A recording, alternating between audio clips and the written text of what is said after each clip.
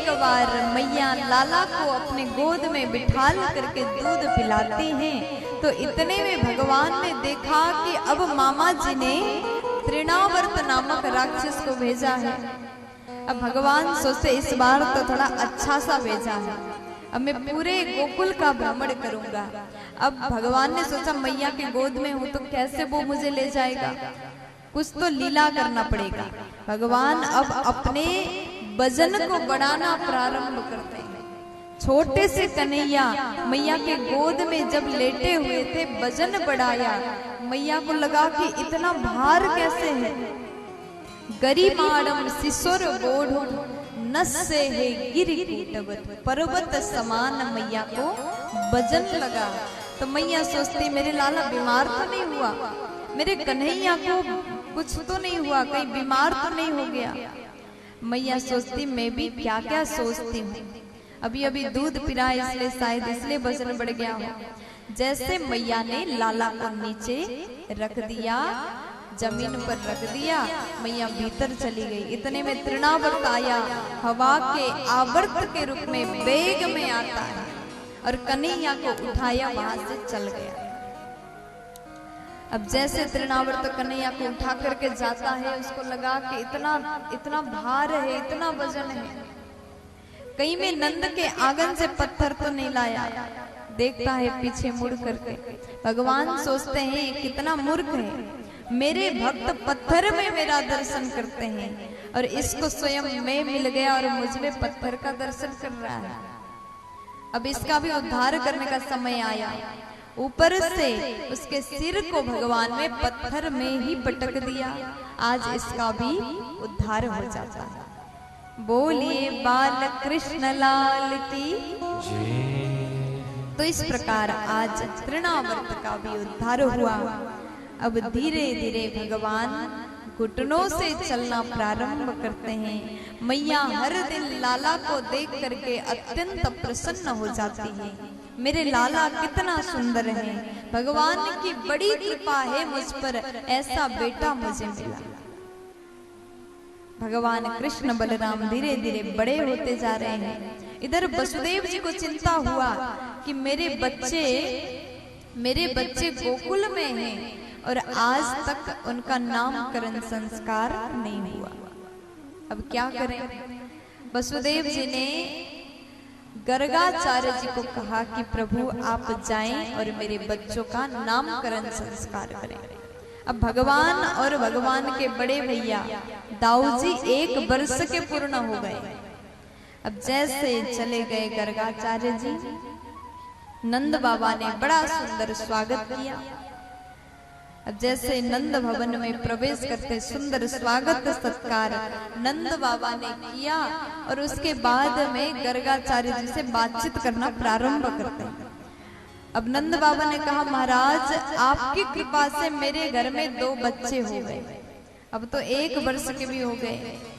गर्गाचार्य जी ने पूछा कि उन बच्चों का नाम क्या है? बाबा कहते हैं कि अभी तक तो कोई नाम रखा ही नहीं, अगर आपकी कृपा हो जाए तो आपके द्वारा ही नामकरण संस्कार होता तो हम धन्य हो जाते। अब नंद बाबा ने जैसे इतना निवेदन किया, गर्गाचार्य जी कहते हैं कि देखो बाबा, मैंने सुना है जब आपके लाला का जन्म हुआ था तब आपने सुंदर उत्सव मनाया था। आपका लाला कुछ भी करता है तो आप लोग धूमधाम से उत्सव मनाते हैं, इसलिए आप नामकरण संस्कार में भी उत्सव मनाओगे। अगर कंस को पता चला तो वो छोड़ेगा नहीं।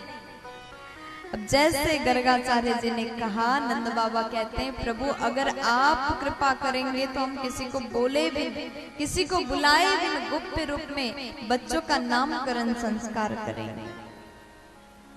तो फिर ठीक है, गौशाला में बच्चों का नामकरण संस्कार हम करेंगे। अब गर्गाचार्य जी गौशाला में चले गए।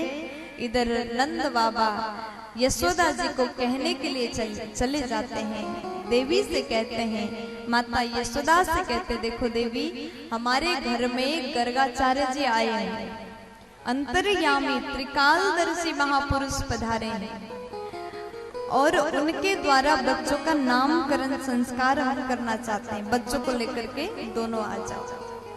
लेकिन मैया बोली कि देखो मेरे मन में एक बात है, अगर ऐसी बात है तो पहले सबको निमंत्रण देते हैं। बाबा बोले किसी को बुलाना नहीं है, गोप्य रूप में ही करना है। मैया कहती इतना बड़ा कार्य और गोप्य रूप में कैसे होगा, मैं तो सबको बुलाऊंगी, बड़ा उत्सव मनाऊंगी, क्योंकि मैया बहुत खुश हैं, प्रसन्न हैं। तो बाबा कहते हैं ऐसे साधु संत बार बार घर में नहीं आएंगे, इसलिए जब आए हैं तो उस समय का हमें सदुपयोग करना चाहिए। इतनी बड़ी कृपा हमारे ऊपर हो रहा है तो हम इसको छोड़ नहीं सकते। बच्चों को लेकर के जल्दी आ जाए। इतना कह करके जैसे बाबा चले गए, अब यशोदा जी को लगा कि इतने बड़े त्रिकालदर्शी अगर सच में है तो हम भी परीक्षा लेंगे। तो दोनों माताओं ने, मैया यशोदा और माता रोहिणी जी ने अपने अपने बच्चों को अदला बदल दिया। दाऊ जी को मैया ने अपने गोद में रखा और कन्हैया को रोहिणी जी ने अपने गोद में रखा। जैसे वहां से गौशाला की ओर चले गए, गौशाला की ओर जैसे चले गए, भीतर प्रवेश किया, गर्गाचार्य जी ने एक बार कन्हैया को देख लिया। भगवान इतने सुंदर हैं, इतने सुंदर हैं, कोई भी अगर एक बार देख ले तो मोहित तो हो जाता है। और इतने में भगवान ने थोड़ा सा मुस्कुराया। गर्गाचार्य जी ने जैसे देख लिया, समाधि में डूब गए, अपने आप को भूल गए, नेत्र बंद हुआ और भगवान के उसी छवि का चिंतन करते हुए भगवान पर ही डूब गए। बहुत समय हुआ, घंटों हुआ, यशोदा जी इंतजार करे कब बाबा ध्यान से जगेंगे, कब उठेंगे, कब उठेंगे। लेकिन 1 घंटा हुआ, बाबा ने नयन नहीं खोला। 2 घंटा हुआ, आंख नहीं खोले। 3 घंटे हुआ, बाबा बिल्कुल नेत्र बंद करके समाधि में डूबे हुए। अब मैया कहती बाबा उठ जाओ, हम बच्चों को लेकर के आ चुके हैं। लेकिन बाबा को कुछ भी फर्क नहीं पड़ा। फिर मैया बोली ए बाबा उठो, लेकिन गर्गाचार्य जी ने नयन नहीं खोला। तो उसके बाद में हाथ पकड़ करके जोर से खींचते, बाबा अब तो उठ जाओ। जैसे इतना मैया ने चिल्लाया, तब जाकर के गर्गाचार्य जी ने अपने नयन को खोला। अब गर्गाचार्य जी को मैया कहते बाबा आपको हुआ क्या था, अब घंटों से अपने नयन को बंद करके बैठे हुए थे, हम तो डर ही गए थे। तब गर्गाचार्य जी कहते देखो मैया, आपका बेटा जो है ना,